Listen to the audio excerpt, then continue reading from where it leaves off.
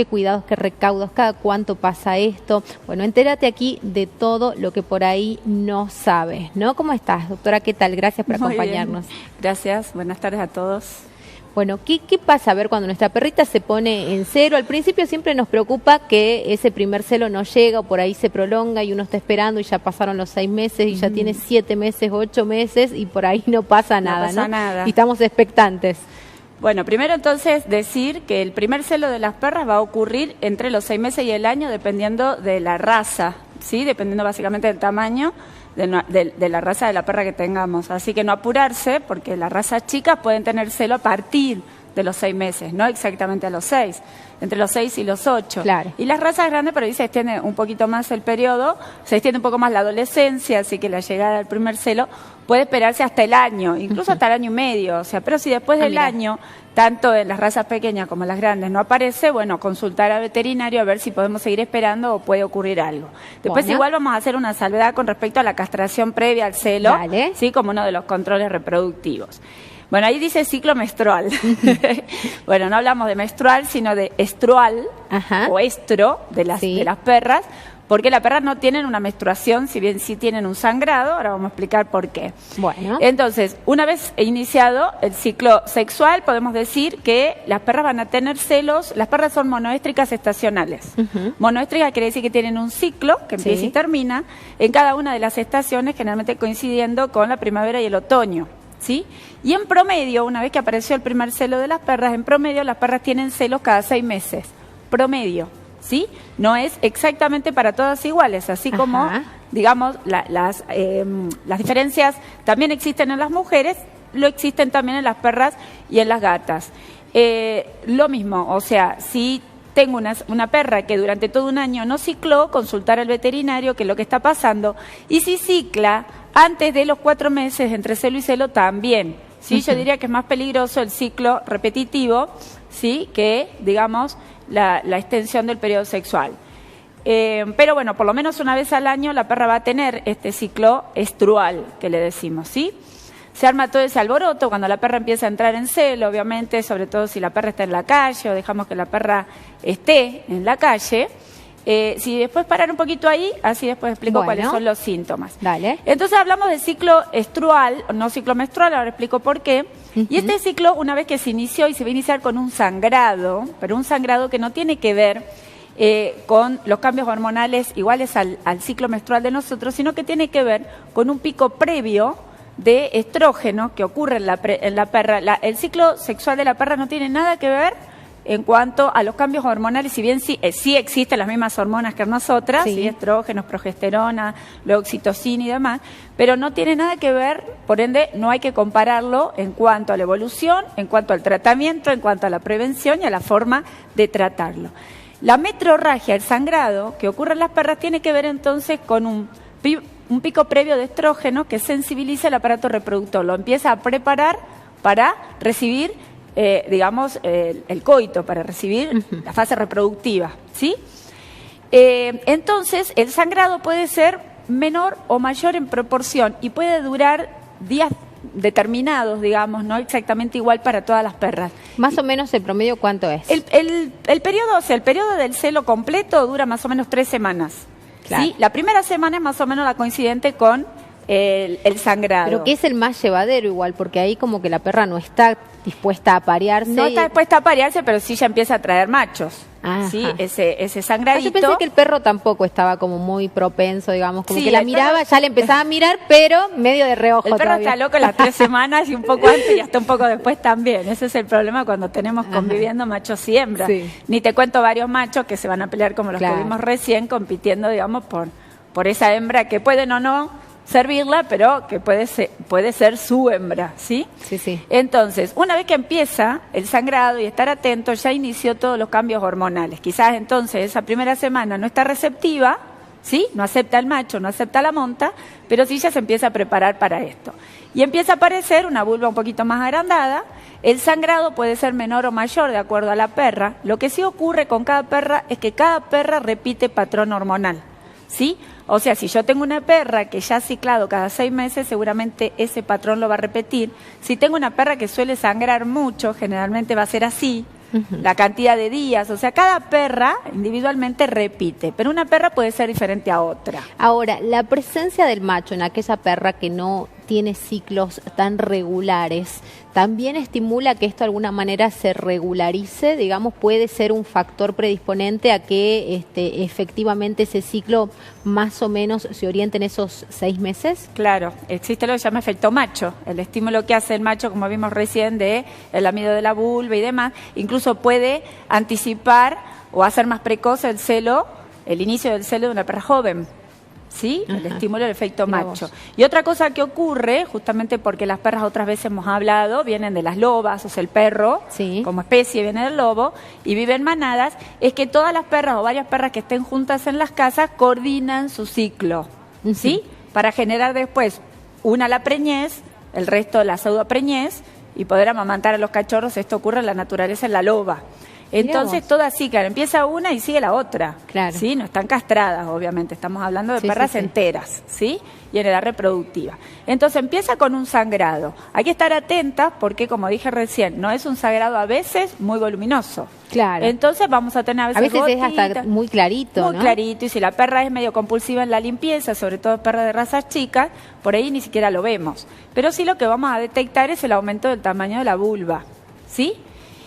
Luego aparece lo que veíamos recién en la fotito, ya, digamos, ya para la segunda semana, donde la perra empieza a ser receptiva, ¿sí? Empieza a querer aceptar la monta del macho, empieza a ver la postura de, digamos, de monta, la quietud de monta que se llama. La perra ya se queda quietita, si el macho la monta, se queda quietita si estimulamos la vulva y levanta la cola, ¿sí? Empieza como a prepararse. ¿Ves? Ahí tenemos el efecto macho, el macho le estimula, la perra levanta la cola. Yo diría que ahí ya estamos como medio en el horno, digamos, ya la perra está lista para ser servida. Paramos un poquito ahí, que ya después voy a explicar de qué se trata eso. Bueno. Entonces, primera semana el sangrado, empieza la vulva a aumentarse, la segunda semana seguramente es la más peligrosa, ¿sí?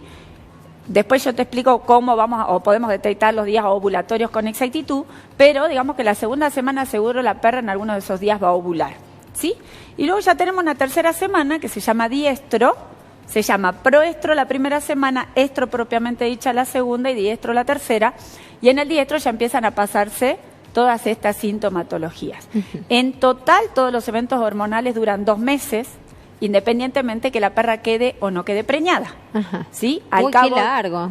Sí, al cabo. Lo que pasa es que después de la tercera semana no vamos a ver nada, digamos, como síntoma en la perra, ¿sí? Claro. Pero al cabo de los 2 meses, promedio, 62 días, la perra que se cruzó va a quedar preñada, va a tener sus cachorros, preñez 60 días promedio, 62 días, y una perra no preñada va a tener la pseudopreñez, lo que la gente le dice embarazo psicológico. Claro.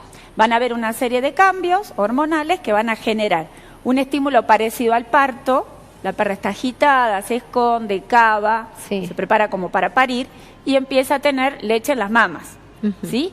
Si bien es un evento relativamente fisiológico, como no está en manada, no está en la naturaleza, no le sirve para nada, entonces generalmente lo medicamos, ¿sí? O porque hace una mastitis o porque hace a veces signos o síntomas medios como incómodos, porque llora, quiere comer poco, cava, a veces rompe, o sea, a veces se pone un poquito más agresiva porque ahí el estímulo está. ¿Puede que duerma un poco menos también? Sí, claro, está más alerta, por ahí si es una perra con mal carácter va a estar mucho más predispuesta al mal humor, digamos, más agresiva, puede llegar a morder. Bueno, entonces hay distintas medicaciones para poder tratar ese evento que se llama pseudopreñez, que no es psicológico, tiene que ver con cambios hormonales que predisponen a una perra, digamos, a estar preparada para amamantar en el caso de que viviera en comunidad o en manada. Pero como no lo está, bueno, lo medicamos. Entonces, ¿qué pasa o qué podemos hacer, digamos, para o durante este periodo para que sea lo más llevadero posible? Primero, castrarla. Si nosotros la perra no es de criadero o no la pretendemos, digamos, como una hembra reproductiva, lo ideal es castrarla. Y si la castramos antes del primer celo, hoy sabemos que se puede reducir prácticamente a 0, porcentaje 0.05, las probabilidades de que de adulta, ¿sí? O de viejita, tenga tumores mamarios de origen hormonal, ¿sí? Que son por lo menos el 50% de los cánceres mamarios, ¿sí? Y por supuesto vamos a anular completamente todos los eventos que tengan que ver con hormonas ováricas, incluyendo la pseudopreñez, ¿sí? Que tiene que ver con hormonas del ovario, y todas aquellas enfermedades relacionadas con hormonas ováricas, entre otras también las infecciones del útero, ¿sí? Que pueden darse a cualquier edad y son independientes que la perra se haya cruzado o no, porque a veces uno lo relaciona con que tuvo un servicio y por eso ingresó alguna bacteria. Claro. Después del celo, este estrógeno que hace que el canal reproductivo se abra, digamos, esté más propenso, más preparado para la relación sexual, también está más propenso al ingreso de gérmenes, ¿sí? Y si, digamos, las defensas de la perra no están del todo bien, y sobre todo perras que por ahí están en la calle o perras que son de edad, puede ingresar bacterias, ¿sí? Y terminar en una infección uterina que pone en riesgo la vida de la perra, ¿sí? Entonces, castrando también vamos a evitar esta enfermedad. No hay ovarios, no hay celo, no hay piómetra. Así que tenerlo en cuenta, sobre todo en aquellas perras en donde uno las quiera como compañía y no como reproductora. Considerando que además la perra no tiene menopausia. Claro. Mientras tenga vida va a tener celos, van a ser por ahí menos frecuentes, por ahí menos fértiles, ¿sí? Durante el ciclo, yo te dije que hay un solo día donde ovula y 3 o 4 donde la perra es receptiva. En aquellas perras que son reproductoras se hace lo que se llama citología vaginal, que es evaluar al microscopio, mediante una toma del flujo de la vagina, las células, digamos, vaginales, que cambian de acuerdo a las hormonas. Y hay células características que tienen que ver con la ovulación. Hay otra muestrita de sangre que es evaluar el valor o el nivel de progesterona, y entre los dos exámenes, ¿sí?, vamos a determinar qué día está ovulando la perra. Y ese sería el día para hacer un servicio natural o una inseminación. Podemos también hacer inseminación con semen fresco en las perras, ¿no? Si nosotros no lo hacemos en ese día, probablemente la perra no quede preñada o quede preñada de muy poquitos cachorros, ¿sí? ¿A qué le llamas poquitos cachorros? Poquitos. Una perra de raza grande puede tener tranquilamente entre 8 y 12 cachorros. Una perra de raza gigante puede llegar a tener más de 10. Uy. Estoy hablando de un gran danés, un San Bernardo. Y una perra de raza chica puede tener tranquilamente entre 4 y 6. Claro. ¿Sí? Es más difícil para la perra parir 1 o 2 cachorros porque no desarrolla un buen instinto, digamos, maternal, vamos a decir así. Y el cachorro puede tener un tamaño, puede ser tener más grande un tamaño también. mayor. Así que es más propensa una perra de raza chica, digamos, con pocos cachorros y una cesárea, y una perra de raza grande también es más. Una perra de raza grande que tenga 1 o 2 cachorros en el vientre ni siquiera genera un abdomen abultado, así que es muy poco probable que lo veamos. Recién a los 30 días el embrión pasa a feto.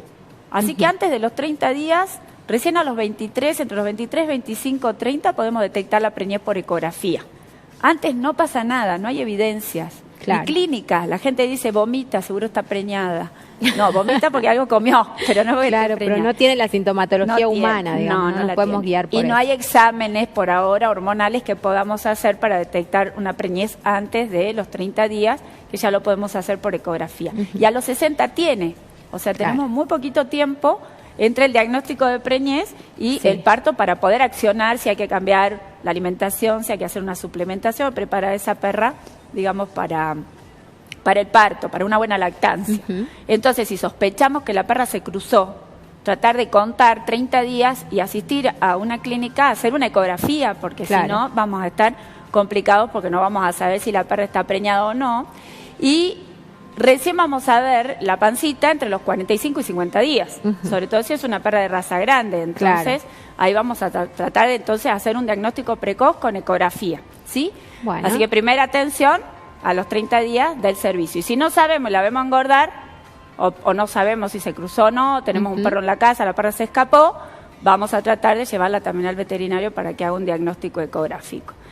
Si vemos que a través de la vagina sale algún flujo anormal sería de color amarillo, de color marrón, también llevarla a la veterinaria porque puede estar haciendo este evento que yo te digo que es una piómetra.